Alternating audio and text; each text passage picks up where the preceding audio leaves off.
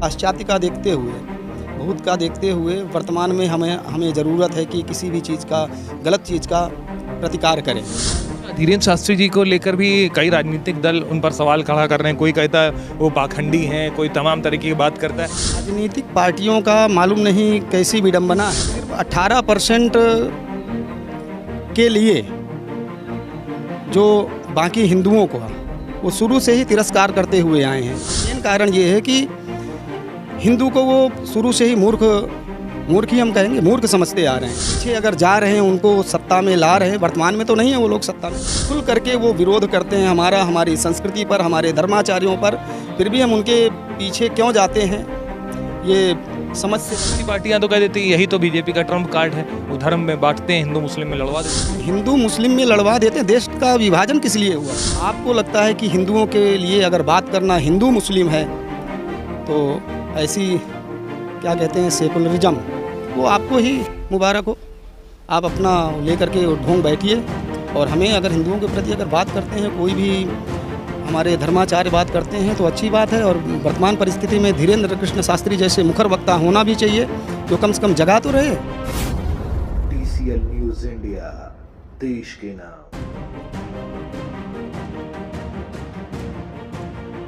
क्योंकि किसी भी चीज़ का अगर हम प्रतिकार नहीं करेंगे तो हम मूर्ख ही कहलाएंगे। क्योंकि पाश्चात्य का देखते हुए, बहुत का देखते हुए वर्तमान में हमें ज़रूरत है कि किसी भी चीज़ का, गलत चीज़ का प्रतिकार करें। अच्छा, धीरेन्द्र शास्त्री जी को लेकर भी कई राजनीतिक दल उन पर सवाल खड़ा कर रहे हैं। कोई कहता है वो पाखंडी हैं, कोई तमाम तरीके की बात करता है। उनकी बात ये आती है, वो ये कहते हैं कि हम पूरे जहां अखंड भारत है, अब अखंड भारत की चर्चा होगी, सनातन हिंदू राष्ट्र की बात होती है, तो लोग उनसे चिढ़ जाते हैं कि सनातन धर्म और हिंदू राष्ट्र की बात करते हैं। राजनीतिक पार्टियों का मालूम नहीं कैसी विडंबना है। सिर्फ 18% के लिए जो बाकी हिंदुओं को वो शुरू से ही तिरस्कार करते हुए आए हैं। उसका मेन कारण ये है कि हिंदू को वो शुरू से ही मूर्ख ही हम कहेंगे, मूर्ख समझते आ रहे हैं। क्योंकि जब देखते हैं कि वो खुल करके हमारा विरोध कर रहे हैं, हमारी संस्कृति का विरोध कर रहे हैं, हमारे संत महात्माओं का विरोध कर रहे हैं, फिर भी हम उनके पीछे अगर जा रहे हैं, उनको सत्ता में ला रहे हैं, वर्तमान में तो नहीं है वो लोग सत्ता में, फिर भी अगर उनको हम कुछ भी उनको आसन दे रहे हैं तो ये हम लोगों की मूर्खता है। खुल करके वो विरोध करते हैं हमारी संस्कृति पर, हमारे धर्माचार्यों पर, फिर भी हम उनके पीछे क्यों जाते हैं ये समझ से परे है और मूर्खता की पराकाष्ठा है। और अगर बीजेपी को कहें, बीजेपी कुछ करे चाहे ना करे हिंदुओं के लिए, लेकिन हमारा विरोध नहीं करती, ये पक्का है। हमारे संस्कृति का, हमारे किसी भी चीज़ का विरोध नहीं करती, इसलिए उसको थोड़ा सा सौम्य दृष्टि से देखा जाता है। और हम लोग अगर कहा जाए तो जितने भी धर्माचार्य इत्यादि हैं उनके प्रति सौम्य दृष्टि रखते हैं। लेकिन विपक्षी पार्टियां तो कह देती है यही तो बीजेपी का ट्रम्प कार्ड है, वो धर्म में बांटते हैं, हिंदू मुस्लिम में लड़वा देते हैं।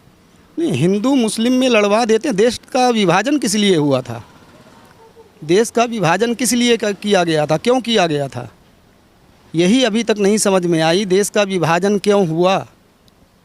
हम एक में भी तो रह सकते थे। अगर हम हिंदू मुस्लिम कुछ नहीं करना था तो एक में हम रह जाते।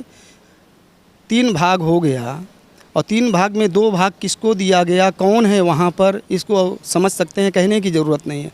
उसके पश्चात भी हमें ये सब कुछ झेलना पड़ रहा है।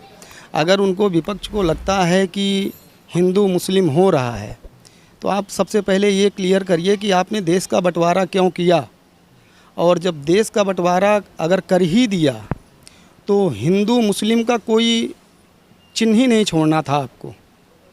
उनको जब ये बड़ा भूभाग दे दिया गया तो आप ऐसा तो आप स्वयं ही उसका परिस्थिति वैसी ही खड़ी करके रखे हैं। और आपको लगता है कि हिंदुओं के लिए अगर बात करना हिंदू मुस्लिम है तो ऐसी क्या कहते हैं सेकुलरिज्म, वो आपको ही मुबारक हो। आप अपना लेकर के ढोंग बैठिए, और हमें अगर हिंदुओं के प्रति अगर बात करते हैं, कोई भी हमारे धर्माचार्य बात करते हैं तो अच्छी बात है। और वर्तमान परिस्थिति में धीरेन्द्र कृष्ण शास्त्री जैसे मुखर वक्ता होना भी चाहिए, जो कम से कम जगा तो रहे सबको। हिंदू वैसे इतने वर्षों से सोया हुआ है, तो उसको जगाने का काम कर रहे हैं। तो उनका तो जगह तो रहे साथ में पाकिस्तान से भी लोग आ रहे हैं, उनसे आएंगे। आगे मौलाना तो देखिए, सत्यता, अपना सनातन धर्म जो है विज्ञान की कसौटी पर खरा उतरता है। देखिए, हम लोग इतने वर्षों तक गुलाम रहे, आज एक दिन 10 दिन के लिए किडनैप करके उसको टाइम बम बना करके फुड़वा देते हैं। तो आप समझ सकते हैं हजारों वर्ष तक हमारे ऊपर कितनी यातनाएं हमको दिया गया होगा। हमारी संस्कृति को नष्ट किया गया, हमारी सभ्यता को नष्ट किया गया, और हम लोग पूरी तरीके से नीचे जाते गए। और अब ये हमारे जो धीरेन्द्र कृष्ण शास्त्री जी हैं उसके बारे में बता रहे हैं लोगों को, और इस पर अपने सनातन संस्कृति पर रिसर्च भी चल रहा है। और जब रिसर्च करके सामने आ रहा है, अगर सामने आ रहा है तो स्वाभाविक है देश विदेश हर पंथ हर मजहब के लोग सनातन के प्रति आकर्षित होंगे। हमें किसी प्रकार का कार्य करने के लिए उत्साहित नहीं किया गया, अभी तो रोका गया है। अगर हमारा कोई भी चीज़ पर हम कार्य कर रहे हैं, अभी तरह तरह का वैज्ञानिक लोग बता रहे हैं कि गौ में ये मिलता है, गऊ में वो मिलता है। हम लोग तो नहीं बोल रहे थे गऊ में क्या मिलता है, हम लोग तो आस्था से सिर्फ पूज रहे थे कि गाय के गोबर से लेपन करिए, गाय का दूध पीजिए, गाय का घी उपयोग करिए, उसको मारिए मत, उसका पालन करिए, पीपल को काटिए मत, उसको लगाइए, नदियों में सिक्का डालिए। अब विज्ञान कह रहा है कि पीपल ऑक्सीजन देता है।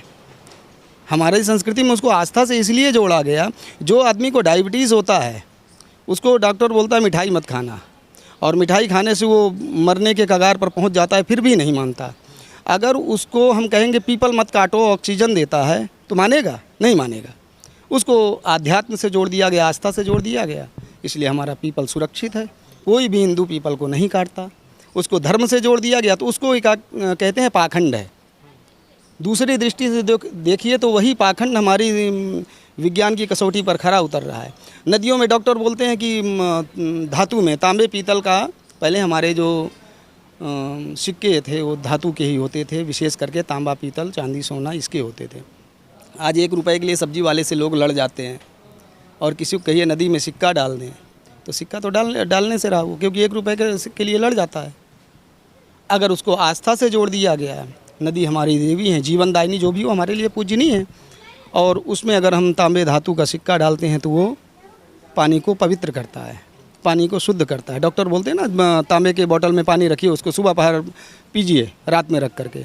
और हम अनवरत करते चले आ रहे हैं, पहले से ही अनवरत करते चले आ रहे हैं, पहले से आस्था से जोड़ा गया, इसलिए अनिवार्य रूप से उसको हम लोग करते जा रहे हैं। तो अब एक दृष्टि से कहा जाए कि सिक्का डाल रहे हैं तो पाखंड है, और विज्ञान की कसौटी में देखा जाए तो वो सही है। अब वो बोल रहे हैं कि पानी करके पीजिए। लोग एक व्यक्ति के लिए पानी के लिए कह रहे हैं, अपना सनातन कहता है सब लोगों को मिले वो जल, ऐसा कार्य करिए। पीपल के लिए कहा गया, ऑक्सीजन के लिए कहा गया।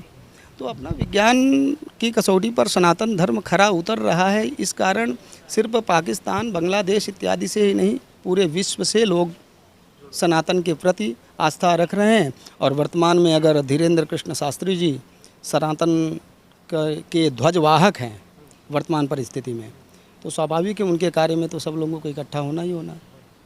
बहुत बहुत धन्यवाद पंडित जी, आपने बातचीत की। तो यहाँ से पंडित जी ने पूरी चीज़ बताई कि क्या कैसे सनातन धर्म का इतिहास भी उन्होंने ज़्यादा से ज़्यादा अपनी बातें रख के बताई। कलश यात्रा के लिए बात हुई तो उन्होंने कहा यहीं से पीछे से कलश यात्रा शुरू होगी, और फिर इधर जैतपुर मेट्रो स्टेशन पड़ता है, मैं आपको दिखाऊंगा। वहाँ पर इस रास्ते से जाते हुए जैतपुर मेट्रो स्टेशन पे पहुँचूंगा, और यहीं से ही कलश यात्रा निकलेगी। और 1.25 लाख की भीड़ की बात की जा रही है।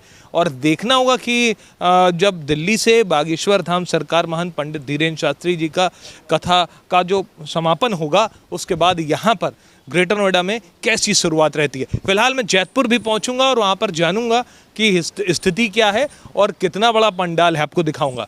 तो पूरी वीडियो देखते रहिएगा और बने रहिएगा। और बाबा से आप मिलना चाहते हैं तो ग्रेटर नोएडा पहुंचिए, गौतम बुद्ध नगर पहुंचिए, परी चौक से रास्ता है, मंदिर आपको रोड पर ही मिलेगा। उसके बाद जैतपुर स्टेशन जो है आगे लास्ट वाला होगा, जो जहां पर तैयारियां हो रही हैं, आप वहां पहुंच सकते हैं।